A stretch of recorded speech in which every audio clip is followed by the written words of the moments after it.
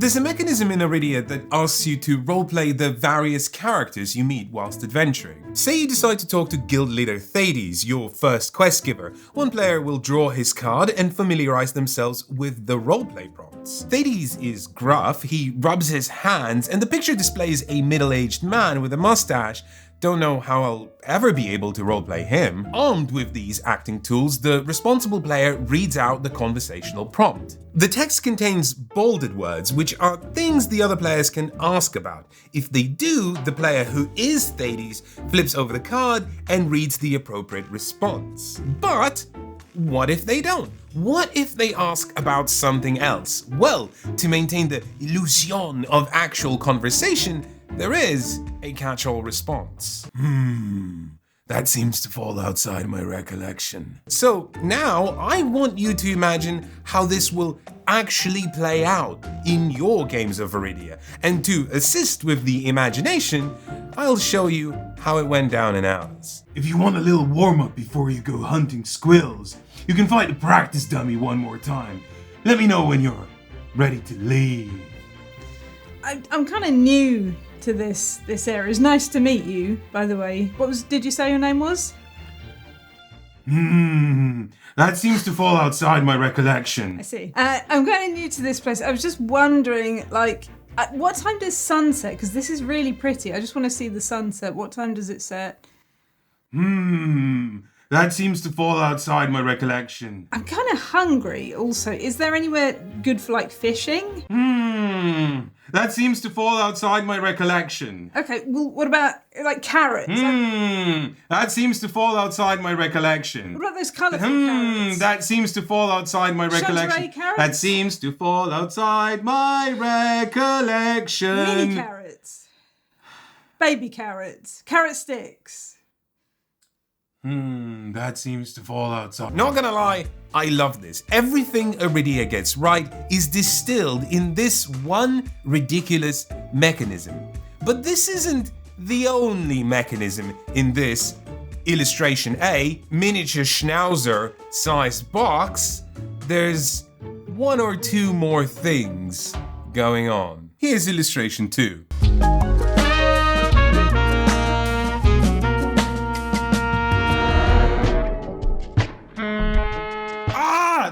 This is so big, the box is gigantique, this is terrifying. To paraphrase Lady Lamb, I want to cry out my sockets and it begs for affection. Look, this is a lot and I have the price of eggs to worry about, so let's take a look at why it's this and whether it really needs to be this. The gist of Arydia, like many board games of its type, is that it wants to be an RPG campaign in a box. But not just any RPG campaign, it specifically wants to simulate the CRPG or computer RPG experience in tabletop form. Okay, cool, but what kind of CRPG? There's everything from Baldur's Gate to Skyrim to Mass Effect. Which one is it trying to be?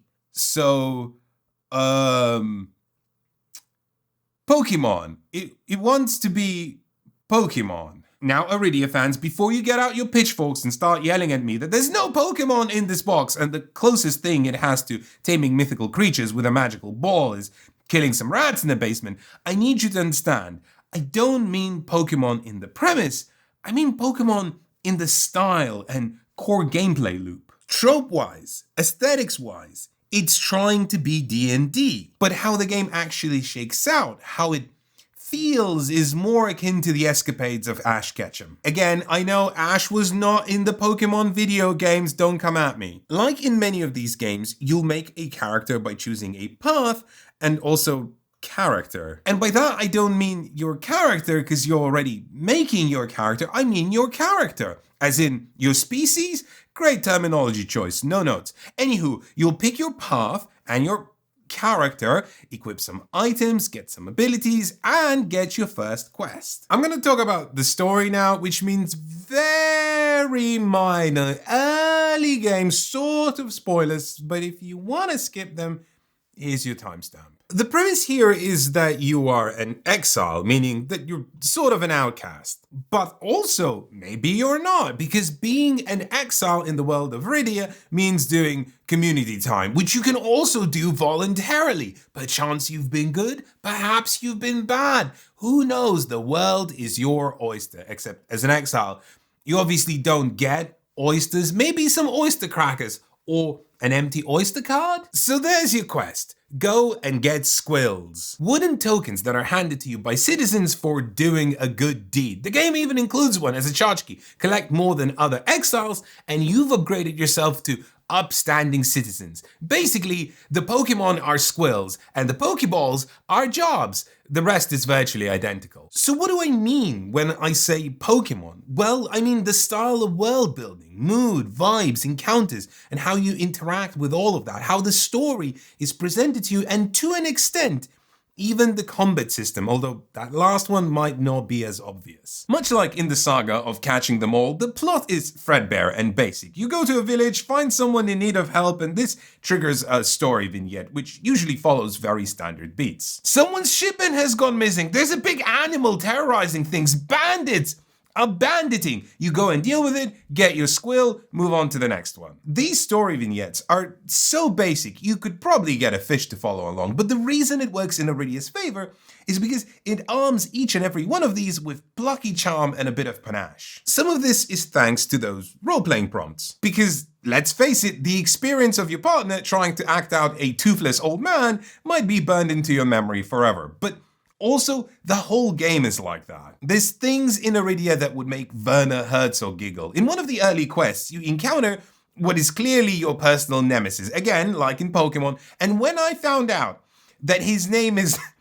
Erky Furtz, I might have died a little. No, really, what other board game has a character called Erky Furtz? And not just a character, one of the antagonists. Come on, you gotta give Arydia some style points for that. And whilst we're on style, it would be a sin not to spend a few minutes gushing about how lavishly Arydia presents itself to you. One of the first choices you'll make in the game is picking a path, aka class. When you do, you get a tuck box and also this slipcase. Ooh, what's inside? Just free personal dashboards customized towards your path, including your inventory, loadout, and skill tree. Remember the Diablo inventory screen or any other CRPG inventory screen? Does this not feel familiar? You even physically insert your items into their corresponding slots. Look, Ma!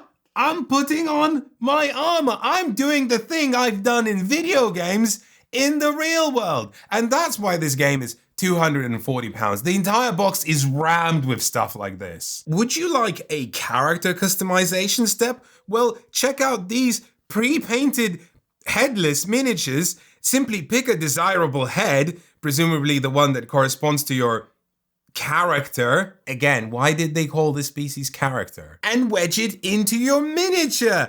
That's sort of like character customization, right? Is this silly? Oh my, yes. But remember, Erky Furtz, and that seems to fall outside my recollection. Arydia worships at the altar of silly. And let's face it, if there's one thing that's synonymous with video games, it's advent calendars. Go to the top sellers page on Steam right now and it's Advent Calendar Simulator, Championship Calendar Manager, Time to Roll Christmas, and all these other advent calendar games. And that is why Arydia is full of advent calendars too. When you get into a fight, you won't just pull a miniature out of a bag like a peasant. You'll engage in that satisfying as the imperfectly perforated cardboard releases some pre-painted plastic onto your table. And it's not just miniatures, there's extra rules and other things hidden behind various cardboard dispersal systems. Like a map that makes you physically flip hexagons when you explore a region. And also this dossier with secret things hidden inside of it. And that's 1/3 of the box right there. So let's put it all together and talk gameplay. The broad strokes of Arydia can be split into 3 sections: world exploration, adventure mode, and combat mode, and each sequentially nests into the other. On top you have the world exploration, which is where you travel on this map from location to location. When you actually decide to visit a location, this ports you into adventure mode, where you'll wander around on various square grid maps, finding events, points of interest, NPCs, treasure, and even foes. Each can be optionally, or as in the case of events and foes, mandatorily engaged with. If you engage a foe, you'll still use the same map, but now you're fighting, which is where you get out your dice, items, special abilities, and let's not forget the advent calendars. When the fight is over, you pop back into adventure mode. When you're done exploring the location, back to world exploration. Go to next location, do another fight, and so on. Let's break this down further. In world exploration, your party is represented by this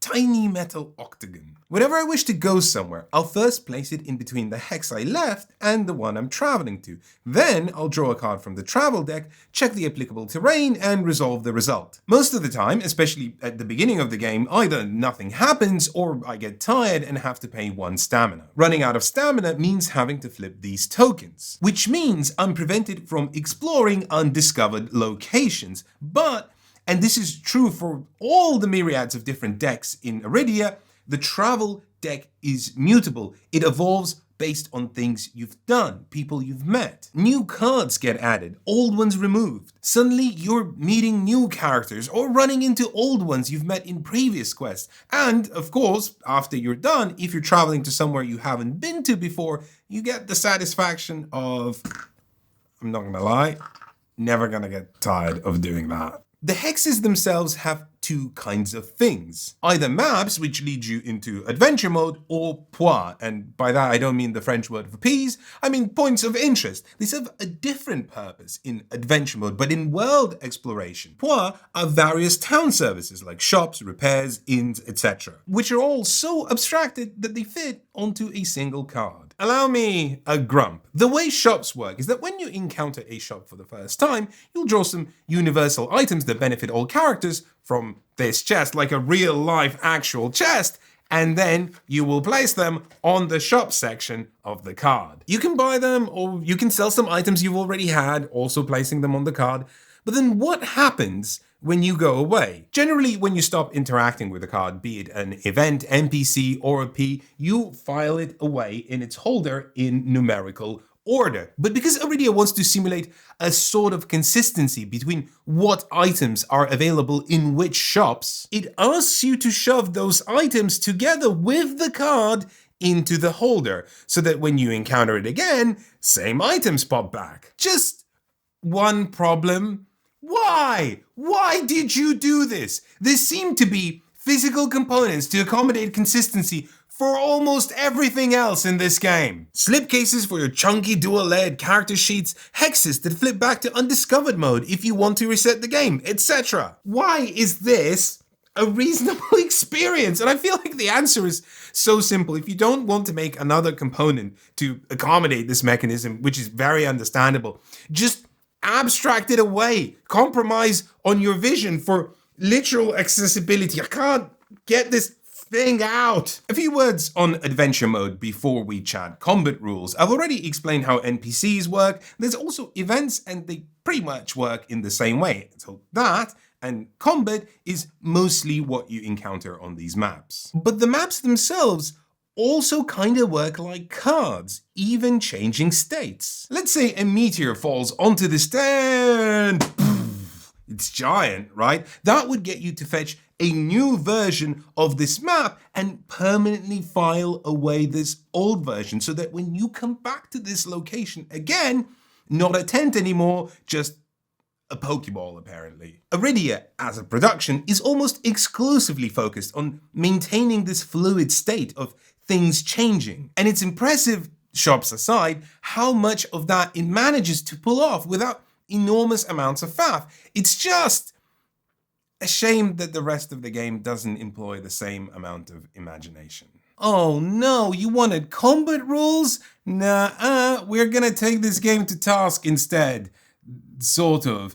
I can't really talk combat without discussing the oh so many things I found annoying about Arydia, so it's time to drop the pretense and fess up. I got about halfway through Arydia's campaign until I had to say, enough. I really don't want to do this anymore. Remember our last video about arousal? So I made a little arousal chart of my own in relation to how I felt about Arydia. Opening the box was high arousal because I had to do that on camera. If you want to see that or understand why I keep saying the word arousal, watch that video, it's very good. Then immediate plummet for the first 3 hours because I had to learn the game from a learn as you play tutorial, which took so many missteps, I'm surprised it didn't fall off a cliff. I'll give credit where it's due. It did teach me to play. I still had to read the rulebook afterwards, which is structured poorly, but it did give me a broad understanding of its systems and how to do things. But it took so long to do it and it offered no actual play. We would constantly try to go off script, but there is no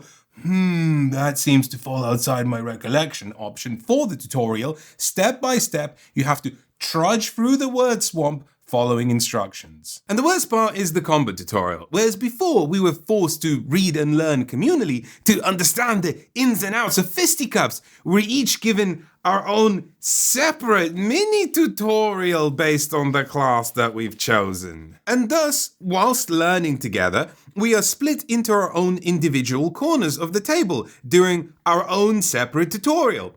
Silently, together in the same room, but not interacting. The silver lining is that we get to pop out an adorable practice dummy miniature out of our advent calendar. But only one. One person gets to play with the toy, the others get the cardboard shit. To decide who gets the miniature, you have to enter a King of the Hill style arena armed with a crowbar and your dominant hand tied behind your back. Whoever has the most teeth at the end, yours or your opponent's, gets the mini. Or you can just roll a die. Then, when we've all finished our individual reading and moving of the mini/token, we reconvene to do that same combat encounter again, to share the skills we've learned and utilized. And I'm actually not complaining about that, because at this one point, the tutorial let me play the board game. But you will notice that there is no spike in the arousal chart because it lasted all of 10 minutes, followed by another hour of step-by-step instructions. I hated everything about this, especially realizing afterwards that if I had just read through it myself, I could have run Elaine through it in like a third of the time. I don't think that a good learn as you play tutorial is impossible, and anything that makes games more approachable is worth exploring. And there's a few that I've been partial to, but most of them are not fun. And considering that publishers include them to reduce the time it takes to get the game to the table, I think it is extra miserable that they specifically extend the time of not being able to play. Because the way that this has been created is not play, it's just communal learning, which neither I nor literally anyone I've ever talked to enjoys. I am being very serious. If you're a publisher and you're thinking of doing a tutorial specifically like this for your game, don't.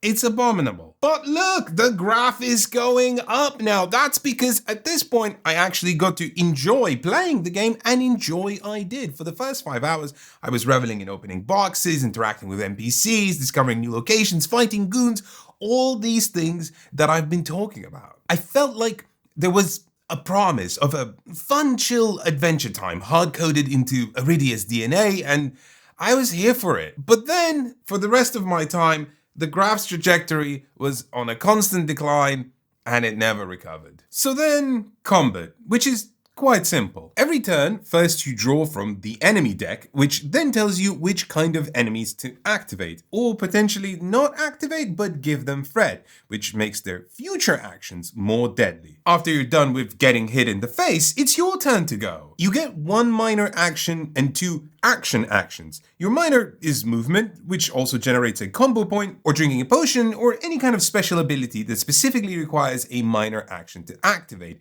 Your action actions are everything else, including minor actions if you want to. So if I want to shoot my bow, I put the action token on the bow, roll a d20, see if I hit and how well I hit, and apply damage to the enemy. Different weapons have different attack patterns, and damage to monsters is applied in a visual grid. My bow applies damage from the top down. If I rolled really well, I can do 2 damage, all of it traveling in this one direction. If I travel over a crit spot, I apply an extra damage in the direction shown by the crit arrow. Logistically, this feels like a pandemic, baby. Based on the presentation of this mechanism alone, I would not recommend playing Arydia with more than 2 players. If a monster in a standard crawler just has hit points, you put some tokens on it or move a cube, anyone can reference that information. Can you reference this from where you're sitting? No, you can't because of the camera focusing. But if you're sitting at this table, you still couldn't because this is too small. This positional distribution of damage on a grid has tactical information that is important to access by all players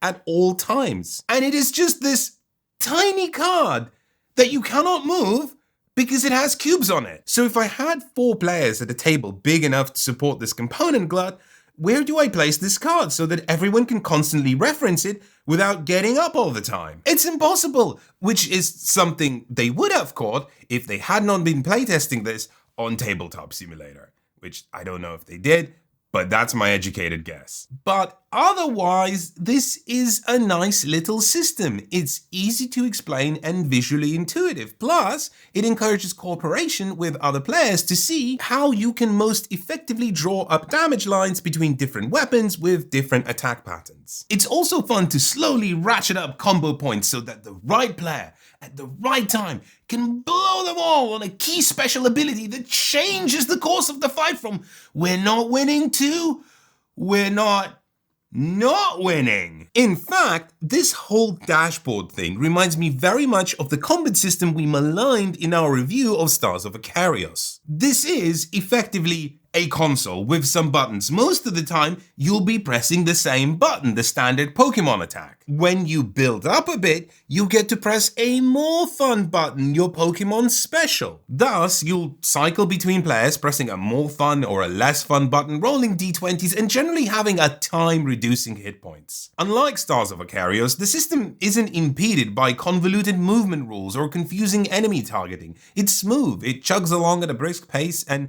every once in a while, you'll feel threatened too. My problem isn't so much with the mechanisms, aside for not scaling very well for player count. My problem is that the scrapes you get yourself into and the nincompoops you take down don't evolve into anything particularly interesting as the game progresses. The enemies you encounter do have different mechanisms, but they're all fairly predictable dungeon crawler fare. Think of the very standard enemies you'll find in D&D. These are the sort of things you'll be fighting here. Anything more exotic is a rare occasion. So rare, I half encountered it once myself. And this frugality for the unexpected extends to Arydia's storytelling as well. In fact, it is as much a defining feature as the lavishness of production. Calling Arydia a mundane world would be heaping it with praise. Style? It has.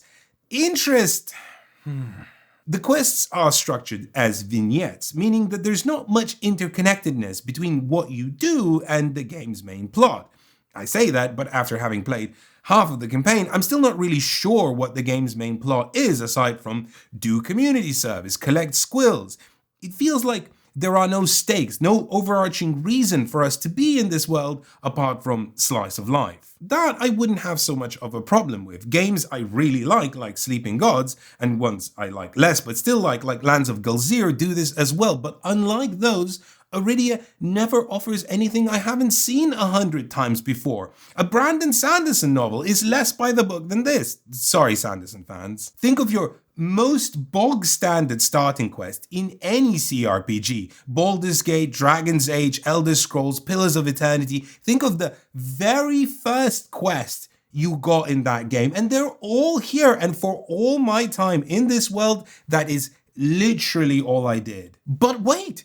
What if it could get more boring. As a general rule, when finishing a quest that leads you to discovering a new monster, the game offers you jobs, which are like side quests that earn you a bit of money, which you need to buy up armor, maintain repairs, etc. And jobs are opportunities for you to fight the monster you've already fought, but this time, again, on a generic terrain map. Not all jobs are like this, but the ones that are, you're either gathering herbs or playing this protect the wagon minigame, which I've done once, and I'm okay, honestly. I don't want to do another job. Hey, it's just like the real world. The full title of Arydia is Arydia, the paths we dare tread. And the path it dares to tread is to recycle all the fantasy tropes we know and love. This isn't damnable, but it is definitely faint praise. Not gonna lie, things aren't looking great for Arydia. It isn't bad-ier, it's not exactly good-ier either. It could be better-ier, but it all depends on what your audience and expectations are. Honestly, if you never played a role-playing style campaign game, if you're not familiar with D&D tropes, I think this could be amazing. Parents, if you have a 10-year-old and above and you're willing to walk them through this could be the best £240 present you ever bought them, not to mention quality family time. I know this is coming across like a negative review, and for what it's worth, Elaine really liked this game. She just enjoyed bumbling around, doing a quest, having a nice time. But when I asked her, would you rather play this or Gloomhaven, Sleeping Gods, Oathsworn, Kinfire, Earthborn Rages, Fateforge? I'll stop the list here to save Arydia some face. She didn't pick this once. Many of those are cheaper too. Not as stylish, not as smooth, but cheaper. And in my opinion, more fun. I feel like Arydia is a game with a vision. It wants to be smooth and accessible and whimsical, which are all good things. And I think it succeeds at all of that. And just because of the novelty and the presentation, I think this game is going to be something that a lot of people are going to enjoy. But whilst I'm picking it apart, there's just this one last thing that keeps bothering me. It feels like, and maybe this is just me, but it feels as if Arydia has that vision of style, not as a game piece, but as a product, and everything it does to exist as that product. Again, if you watched our last video, you'll have noted that science says that opening boxes is fun, or at least that was the common wisdom up until now. So the game is structured in this way where you get to do maximum openings per minute. OPM, need a miniature? Open it. Need some map? Reveal it. Fog of War? Do the hex pop. Everything is being opened all the time. But, and if you've played this game for as long as I have, let me know, did you reach a point where the opening became a bit stale? Like, think about the advent calendar. What is the point of it? To have a little surprise every day. The cheap ones do it poorly, where it's just another piece of bad chocolate, and now that's your life for the next 24 days. But cool advent calendars, there's something nifty behind every door. It might not be the best thing in the world, but the whole point is that I don't know what's there. I got to a point in Arydia where I knew exactly what was behind each door before I opened it. There's 2 gigantic boxes that say do not open until instructed. And when I reached the third of the way point in the campaign where I was instructed, I reliably knew what's inside. There was no surprise. In its promotional material for the crowdfunding campaign, Arydia styled itself as a green legacy game, which, if you ask me, is a pretty egregious use of the term green for a box with this much plastic in it. What it means by green is that it's just a resettable campaign game. By far not the first to do this, but definitely the most elaborate. Resetting it took 2 hours, looked a little like this, and maybe would have been less arduous if there was actually some sort of guide on how to actually do it, but currently they are working on it. Anyway, I feel like every decision in Arydia's design is in service of delivering this idea, so much so that it forgot that the reason we play narrative role-playing style adventure games is because we want a fun romp with a nice story to propel it along. And polar extremes. Some people make games because they want to tell a story, and others because they want to sell a product. For my comfort, Arydia leans too close to the latter. Hello, you've reached the end of the video, which is where I normally tell you that we're independent board game reviewers. We approach our work very seriously. We don't have any publisher sponsors or any other kinds of sponsors, and we need your support on patreon.com/notebook because there's no other money coming in from anywhere, and we like this job a lot and we want to keep doing it. But today I have noticed that there are a lot of you watching regularly who have not subscribed. So I need you to hit back the tab that this video is on, and just below there's a button that says subscribe, because if you do, we're very close to 100,000. That means that YouTube is gonna send me a plaque. And I want that plaque. I really want that plaque. You want me to have that plaque because then you'll be part of the plaque pack. All right? Plaque pack, everybody. Hit the subscribe button right now. I need the plaque.